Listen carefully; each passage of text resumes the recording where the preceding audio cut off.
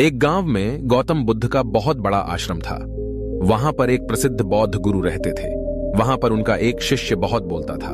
वह हर समय इधर उधर की बातें करता था। जब वह दान लेने के लिए जाता तो हर घर से एक नई कहानी लेकर आता और आश्रम के दूसरे शिष्यों को सुनाता था। एक शिष्य की दूसरे से बुराई करता, चुगली करता और दूसरों के सामने अच्छा बनने का प्रयास करता। खुद के मुंह से ही खुद की तारीफ करता रहता और हमेशा ही खुद को गुरु के सामने सबसे बुद्धिमान और उत्तम साबित करने का प्रयास करता। वह खुद को सभी शिष्यों से अलग और श्रेष्ठ मानता था। उसका कहना था कि मैं एक अमीर घर का बालक हूं। अगर मैं चाहता तो एक आरामदायक और सुविधाओं से भरा जीवन जी सकता था, लेकिन मैं वह सब छोड़कर यहां आ गया क्योंकि मुझे सत्य की खोज करनी है, खुद को जानना है, जीवन को जानना है। इसीलिए मेरा त्याग तुम सबसे बड़ा है। एक दिन गुरु ने आश्रम के सभी शिष्यों को बुलाकर कहा, आप सभी को अगले 1 महीने के लिए कोई ना कोई संकल्प लेना है। इससे आपकी संकल्प शक्ति मजबूत होगी और आप में आत्मशक्ति का संचार होगा। आप सभी अपने सामर्थ्य के अनुसार कोई भी संकल्प ले सकते हैं और यदि 1 महीने से पूर्व आप में से जिस का भी संकल्प टूट जाएगा तो वह अपनी पुरानी दिनचर्या में वापस आ जाएंगे। सभी शिष्यों ने अपनी शक्ति के अनुसार छोटे बड़े संकल्प लिए और गुरु को अपने अपने संकल्प के बारे में बताकर वहां से चले गए।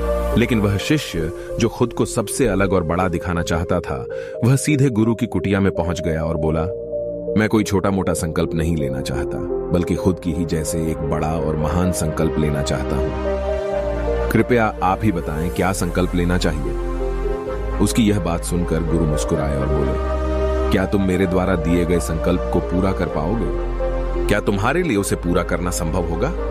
शायद नहीं। वह तुम्हारे लिए संभव नहीं है, तुम उसे पूरा नहीं कर पाओगे। इसीलिए तुम खुद ही कोई संकल्प ढूंढो। शिष्य ने कहा, नहीं गुरुदेव, आप जो भी संकल्प मुझे देंगे मैं जरूर उसे पूरा करूंगा। गुरु ने कहा, ठीक है, तो तुम अगले 1 महीने तक चुप रहो, मुंह से एक शब्द भी नहीं निकालोगे। यही तुम्हारा संकल्प है।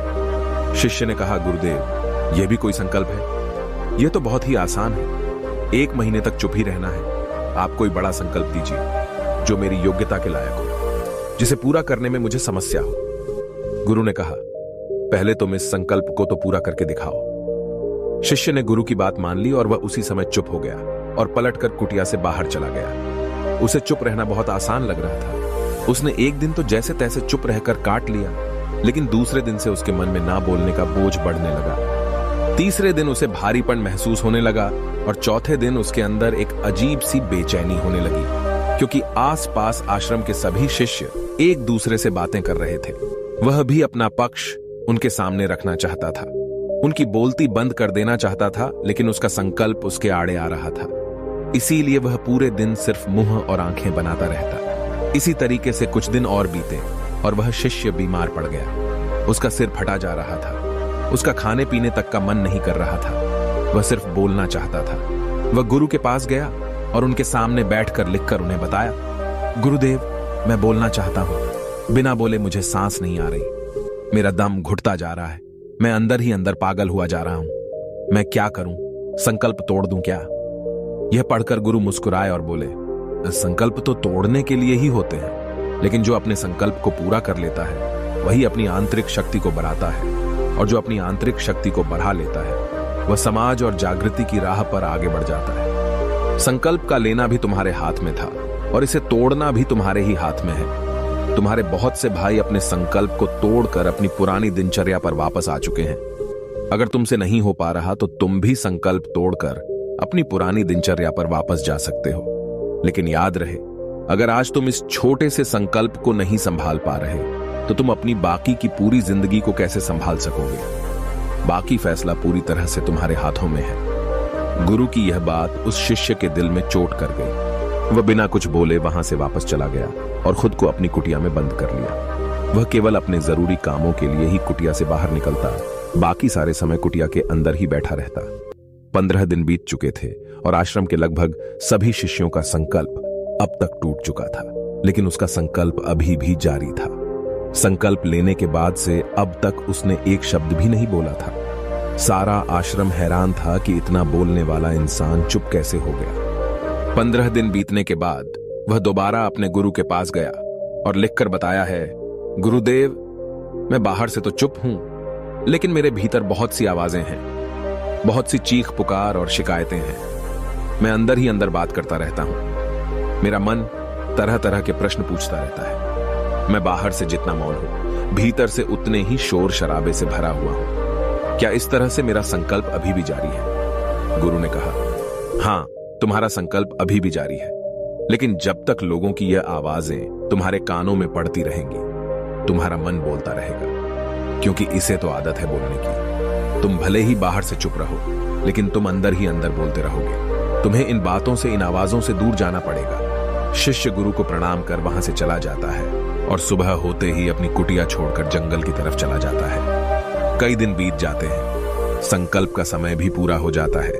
लेकिन शिष्य लौटकर नहीं आया। आश्रम में सभी को डर था कि कहीं जंगली जानवर ने उसे खा ना लिया हो। इस बीच उसे ढूंढने की बहुत कोशिश की गई, लेकिन वह कहीं नहीं मिला। सभी गुरु भाइयों ने मान लिया था कि जंगली जानवरों ने उसे अपना शिकार बना लिया है, लेकिन गुरु को ऐसा नहीं लगता था। एक दिन आश्रम का एक अन्य शिष्य गुरु के पास आया और बोला, गुरुदेव, हमारे उस अधिक बोलने वाले भाई के साथ क्या हुआ होगा? क्या जानवर ने उसे मार दिया होगा? गुरु ने कहा, हो सकता है कि जानवरों ने उसे अपना शिकार बना लिया हो, लेकिन उसके न लौटने की एक दूसरी वजह भी हो सकती है। शायद उसे वह मिल गया है जिसके लिए वह गया था। फिर शिष्य ने पूछा, गुरुदेव, क्या ज्यादा बोलना इतना हानिकारक होता है? गुरु ने कहा, इंसान के जीवन के बहुत सारे दुखों में से एक दुख यह भी है कि वह कभी चुप नहीं रह सकता, हमेशा कुछ ना कुछ बोलता ही रहता है। सिर्फ हमारे बोलने के कारण हमारे आधे से ज्यादा दुख पैदा होते हैं। परिवार के अधिकतर झगड़ों की वजह हमारा बेमतलब बोलना ही होता है। हम में से कोई भी चुप नहीं रहना चाहता। हम बस सामने वाले को सुना देना चाहते हैं। जो भी हमारे मन में है, सब निकालकर उसके मन में बैठा देना चाहते हैं। उसे समझा देना चाहते हैं कि देख, तू गलत है और मैं सही। और इस तरीके से सब एक दूसरे की सड़ी गली बातों को ग्रहण कर रहे हैं। इस तरीके से सुनने और सुनाने का यह काम जिंदगी भर चलता रहता है। लेकिन इस नासमझी में हम अपना समय, अपना जीवन, अपनी समझ और सबसे महत्वपूर्ण व कीमती पल जो जिए जा सकते हैं, जिनको अनुभव किया जा सकता है, जिनमें आनंद को प्राप्त किया जा सकता है, यह सब खो देते हैं। लेकिन इसके बदले हमें मिलता क्या है? कुछ नहीं, सब व्यर्थ और बर्बाद हो जाता है। इस पागलपन में हमने क्या खो दिया, इसका एहसास केवल कुछ ही लोगों को हो पाता है। बाकी लोग जैसे उन्हें अपने आने का पता नहीं, वैसे ही उन्हें अपने जाने का भी पता नहीं चल पाता। शिष्य ने कहा, तो फिर इसका समाधान क्या है? गुरु ने कहा, पूरी जागरूकता के साथ अपने विचारों को देखना यही एकमात्र तरीका है। सारी मानसिक समस्याओं का वर्तमान में रहकर चिंतन करना, पूरी जागरूकता के साथ अपना काम करना जिंदगी में चमत्कारिक बदलाव ला देता है। उसके बाद वह शिष्य गुरु से अपने प्रश्नों का उत्तर पाकर उनको प्रणाम करके वहां से चला गया।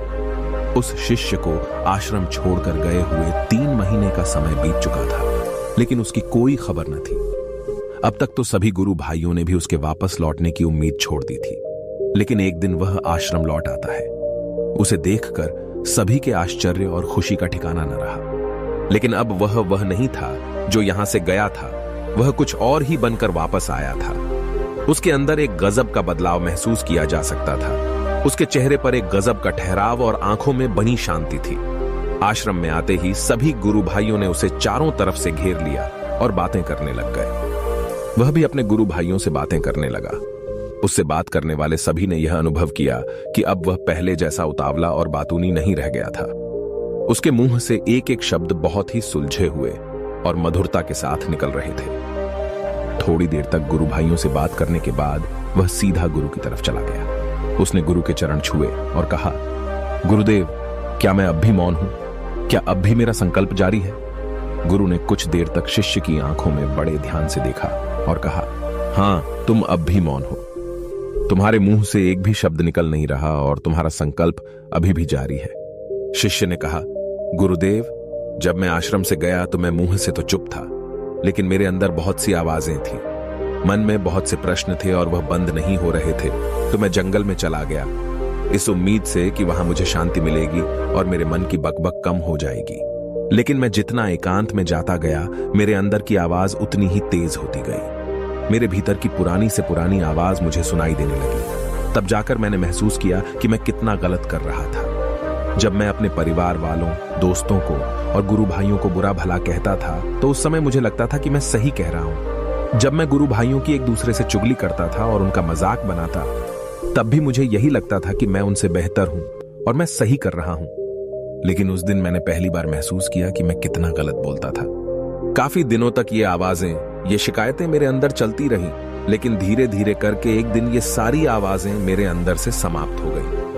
अब मैं भीतर से भी मौन हो गया। उस घने जंगल में बाहर से कोई बोलने वाला था नहीं और भीतर कोई आवाज बची ही नहीं थी, और मैं उस दिन पहली बार मौन का सही अर्थ समझा। मेरे चारों तरफ बहुत शांति थी। हालांकि अभी भी कुछ आवाजें आ रही थीं जो पहले भी आती थीं, लेकिन मैं उन्हें सुन नहीं पाता था। पर अब वह सभी आवाजें मुझे स्पष्ट रूप से सुनाई दे रही थीं। हवा के चलने की आवाज, चिड़ियों के चहकने की आवाज और पानी के बहने की आवाज। ये सभी आवाजें मैंने पहली बार पूरे होशपूर्वक सुनी। अपने चारों तरफ इतनी शांति मैंने पहले कभी महसूस नहीं की थी। तो इस शांति को भंग करने के लिए मैंने पहली बार अपने मुंह से कोई शब्द निकाला। मैं चिल्लाया, हे ईश्वर, ये कैसी शांति है? सभी कुछ इतना शांत क्यों है? ऐसा क्या हो गया? लेकिन मेरे चिल्लाने के बाद भी शांति भंग नहीं हुई। सब कुछ पहले जितना ही शांत था, बाहर भी और भीतर भी। हे गुरुदेव, मैंने अपने गुरु भाइयों से बात की, मैंने आपसे बात की। मैं बोल रहा हूं, मैं चल रहा हूं, मैं सब कुछ देख रहा हूं, लेकिन मैं अपने भीतर एकदम एकांत में हूं, मौन में हूं। भीड़ में होता हूं तब भी भीतर से अकेला एकांत में होता हूं। जब मैं खुद में भी शोर करना चाहता हूं तब भी एकांत में ही होता हूं। अब सब दिखाई पड़ने लगा है, सब सुनाई पड़ने लगा है। गुरु ने कहा, जब तक हम बाहर की तरफ बोलते रहेंगे, भीतर अशांति ही रहेगी। लेकिन जिस दिन हम भीतर की तरफ मुड़ जाएंगे, तब हमारे मुंह से कुछ भी निकलेगा, हम शांत ही रहेंगे। दुनिया में जितनी भी बुराइयां हैं, ज्यादातर हमारे बोलने से ही उत्पन्न होती है, क्योंकि हम चुप रहना नहीं चाहते। हम जितनी जरूरत है उससे कहीं ज्यादा बोलते हैं। हम सामने वाले को सुनना नहीं चाहते, बल्कि उसकी बोलती बंद कर देना चाहते हैं। उसे समझा देना चाहते हैं कि मैं कौन हूं, मैं क्या कर सकता हूं, और यही हमारी जिंदगी का मकसद बनकर रह जाता है। हमारी सारी ऊर्जा व्यर्थ के बोलने में बर्बाद होती रहती है। ऐसे ही समाज में लोगों का जीवन दुखों से भर जाता है, जो हमेशा एक दूसरे को सुनाने में लगे रहते हैं। कभी एक दूसरे को सुनना नहीं चाहते, समझना नहीं चाहते, और चुप रहना तो उन्होंने कभी सीखा ही नहीं, क्योंकि चुप रहना उन्हें छोटा महसूस करवाता है। दुनिया की सभी लड़ाइयों का कारण हमारा बोलना ही है। इसलिए हमें सिर्फ उतना ही बोलना चाहिए जितना जरूरी हो, क्योंकि व्यर्थ का बोलना ऊर्जा को नष्ट करना है, और यह बोलना ही हमें कभी अपने भीतर की ओर लौटने नहीं देता, क्योंकि यह हमें बाहर की ओर खींच कर रखता है, और बाहर है ही क्या इस संसार के अलावा। लेकिन अगर अपने भीतर के संसार की ओर मोड़ना है तो इस मुंह को बंद ही रखना चाहिए। इसीलिए जितने भी बुद्ध हुए, आत्मज्ञानी हुए, वह सभी एकांत की ओर भागे, ताकि उन्हें ज्यादा न बोलना पड़े, ज्यादा सुनना न पड़े। वह एकांत में रहे और शांत रहे, इसीलिए आसानी से भीतर की यात्रा कर पाए। लेकिन अगर कोई चाहे तो इस संसार में रहकर भी एकांत में रह सकता है, शांत रह सकता है। लेकिन इसके लिए उन्हें अपनी ऊर्जा बचानी होगी, जिसे वह अब तक अपने व्यर्थ के शब्दों में बर्बाद कर रहे थे। दोस्तों, इस कहानी की सीख यही है कि व्यर्थ का बोलना ऊर्जा को नष्ट करना है। ज्यादा और व्यर्थ बोलना ही हमें अपने भीतर की ओर लौटने नहीं देता, क्योंकि यह हमें बाहर की ओर झुकाए रखता है, और जिन्हें भीतर की यात्रा करनी है उन्हें अपने मुंह को बंद ही रखना चाहिए। मुझे उम्मीद है कि आपको यह कहानी पसंद आई होगी और काफी कुछ सीखने को मिला होगा। कहानी के बारे में अपने विचार आप हमें नीचे कमेंट बॉक्स में कमेंट करके बता सकते हैं। जाने से पहले वीडियो को लाइक करें और चैनल को सब्सक्राइब जरूर करें। नमो बुद्धाय।